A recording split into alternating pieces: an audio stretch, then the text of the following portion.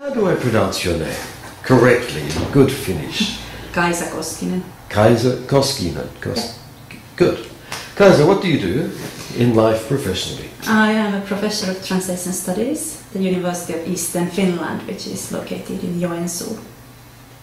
And As a researcher? As a researcher, I'm involved in a number of different fields, and I have a long-standing interest in the institutional translation areas, especially the European Union. Then I've been working on retranslations and several other fields as well. So agency, yes. So sociological aspects. The different contextualizing aspects of translation would be perhaps the common thread of what I have been doing and what I plan to do in the future. So we're going to see how you got to there, and we go back to when you were 24 or 25 or so. Okay. What were you doing then? At that time I had just finished my MA in translation. I was in Tampere, which is where I still live. Also in Finland? Yeah, also in Finland, yes. And I just finished my MA. And I think around that time I was a bit unsure of what to do with my life. And I had enjoyed writing up my thesis, so I decided I'd stay in the academic business for a while, just because it was kind of fun. And I started working on my PhD around that time. Did you ever translate professionally, semi-professionally? Surely, yeah, I still do occasionally. I don't do much of that nowadays, but I get up with that throughout all my academic career, actually. Really? And this is, and my initial training was it was professional translator training, not that much a academic training, because at that time this was I graduated in 1992, and at that time we didn't really have a solid sort of block of theoretical courses in translation studies. We had the beginnings perhaps starting to emerge, but it was very much a pragmatic, practical translator training that I got, and the plan was to become a professional translator. So it was not my ambition really to go for the academic part. So you combined the two activities then? The academic and the professional? Yeah. So the balancing between them, initially I was actually, for a couple of years, I was a professional translator in different organizations. What kind of fields would you? The first one was actually the one that I'm engaged with at the moment as well, was what you would perhaps call academic prose, or sort of non-fiction, but books. And that was my first area. Then I worked in an academic institute as their translator in social sciences. Then I worked as an EU translator for some time for the European Commission. Were you in Luxembourg? In Luxembourg, yeah. I was in Luxembourg. So you made the trip to there and you lived there? I lived there, yes. I was not exactly among the very first Finnish translators to enter the institutions, but among the first lot. You didn't want to stay there? You get very good salaries. Oh yeah, definitely. Yeah, the benefits are quite good. Some of my colleagues couldn't believe me when I said that I don't want to stay, but I actually never really planned to make that my career. I didn't plan to retire from that institution, but I wanted to try. I wanted to see what it is like. Plus, at that time, it was the recession in Finland, 1992, 1993, so there were not that many openings. So that was a place where there were open calls for translators, so it was worth a try. Because then you did research on EU translators. I did, yeah. From the inside or from the outside, or half and little did I know that when I entered. It was not my plan. I didn't go there to do as a spy, an academic spy. No. I only wish somebody would have mentioned to me at that time that there's such a thing as ethnography and that there's such a thing as auto-ethnography. So I would have perhaps. I didn't realize. It didn't occur to me that in translation studies you could do something like that. It's just like I went there, I started to work, and then there were many things that got me curious. So afterwards you did the research formally as a researcher, but you knew from the inside what to expect, perhaps, is it? Yeah, sort of using my what I knew from the inside to guide my research questions, perhaps. That was more the setup. It would have been good to have field notes from all the time that I was there, but alas, I didn't. What did you find from that research? What always was interesting for me is a very basic question, really. So, what are we doing here? What is our role? What are the translators doing here? Very ethnographic, actually. What the heck are we doing here? And so I wanted to really research the cultural understanding of the translators, of where they do belong, and what kinds of what kinds of values they place in their own work, and how do they perceive themselves, and how do they perceive the others that they work with. So perhaps my findings would be a better link to a better understanding what it is like to be a translator in a big organization. That's been a constant line in your research since then. It has, or rather I return to it every now and then. I've often said that this is the last piece I'm writing on EU translation, and then another development, like for example lately, it's been really interesting to see how they are taking on social media, what happens to translation in social media, because it is a new story entirely. So they always go to a new direction, and I can't resist. So I go back to the topics. Do you think there's been any that the academic research we've been doing, or you've been doing, has an impact on the institutions? Is it a two-way street, or? There's definitely, yes, there is, but it is not something that is very direct. It's not like I have a research finding and snap they change their their system of doing things. But there's I have been actually pleasantly surprised from the very beginning about the receptiveness, the willingness to listen to research from the institutions, both the higher level hierarchies of the DGT and the translators at the grassroots level. I find a lot of willingness to dialogue.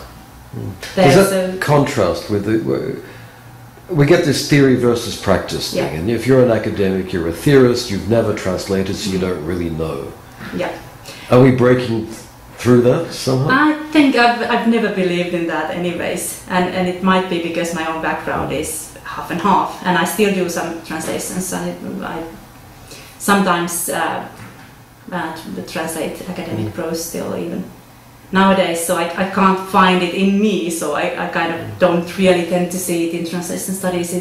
Actually, my own impression has been that most of us actually probably have a background in translation, at least have had or still have, but some of us tend to hide it because of perhaps some fear of losing objectivity, or of a need to sound more academic. I don't know, but that is perhaps my take on it, that we might want to make it more open and acknowledge how it affects our research position in good and bad ways. So I don't, because perhaps also because I don't know too many scholars who would not have a translation background. And also in Finland you don't have that, because most of us, or all of us almost, who are active at the moment either have a translator training as their first degree, or they've come to they've gotten interested in translation because of practical experience. So that would be the norm more than the exception. The problematic aspect is if you're trained as if one is trained as a translator and then you move to do research, where did you learn to do research? That is a problem. Yeah, that is a problem. That is a serious issue. And as a trainer at the moment, I tackle the same issue, because we still train translators where I work, and we need to also give them the basics to do research. And this is a balance that is very difficult. So everybody gets some research training. And also did, but the truth really is that your research training is not very solid. But if you're graduating from a translator training program, I have to admit you have gaps, and you have more gaps than some others. And for me, back in the 1980s and 1990s, I'd say that my initial training did not come from the main subject, but from my minor subject. I had literary theory as my minor subject, and it really shows in my early early writings of in translation studies, that's how I learned what science is about. Okay. That's how I from literary studies. Yeah, much more than from translation studies at that time. Sure. So it is an issue, and it still is. It was an issue then, but it still is. Surely that means that after the MA level training, the doctoral programs or something have to give specific kinds of research training or something like that. Surely, yeah. And this is something that we're trying to improve in Finland at the moment, and have been improving for quite some time. So PhD training is much more rigid and much more organized and structured than it used to be when I was a PhD student. So that is an area where a lot has been happening lately. How is it that Finland is a country of not many people? I don't know. 5 million. 5 million? Yeah. Translation studies is so strong. Yeah, both in training and in research. Is there any particular reason for that? Some, I suppose. One definitely is that Finland is a bilingual country, so we have translation sort of embedded in the system. Yeah. So we need to worry about how that is done. Also, Finnish is such a small language that you can't expect to travel anywhere and to be understood unless you learn more languages. So in Finland we have a language learning tradition, and that obviously is a necessity for you need to have that first to start building translation competence. But then also perhaps, I don't know, very silly reasons, the baby boom after the war. That happened everywhere. But what happened in Finland is that when the baby boomers got into their 20s, they needed to have schools and education for all of these people, and that's when the translator training institutes were first founded. So that and then trade with Russia was a big thing in Finland. So you needed to have interpreters to help out there. So all kinds of explanations, perhaps. Yeah. But I suppose the main issues are that Finnish is a small language and it is a bilingual country. Yeah. So those would be the reasons, perhaps. Do you have any ideas about what kind of knowledge or research we should be doing in translation studies that you would like to see? Yeah. I knew this question was coming up and I didn't know the answer before, and I don't have it now. Always has been an appeal to me in translation studies is that it is so open-ended that you can bring in most any theory from any direction, and if it always applies. Well, I don't know that, but if you make it look like it's meaningful in translation studies, it is okay. You can do that. Yeah. So there's very few limits to what can be done, and I think perhaps it would be risky to start delimiting what can be done and what cannot be done. So any direction that we decide to take might be a good one. And so what direction are you in at the moment? What's most exciting for you? For me? Well, for me personally, the most exciting and the most difficult one is that I'm trying to transform myself into a historian of translation. And I've never done anything historical. I've always been a very sort of contemporary in my analysis. I've always been more a sociologist than a historian in translation, and now I try to do something different. I try to go back to the 19th century Finland to find the beginnings of some developments that can be seen in present-day Finland, and doing archive work that I've never done. So I'm kind of I'm only at the very beginning, so I haven't even really done that. But this is what I'm supposed to be doing. As we speak. Translators by nature are good at picking up knowledge very quickly and picking up a new discipline very quickly, I think. Hopefully. So, good luck with the history. Thank you. You're going back to the 19th century, so some of us here are safe for the time being.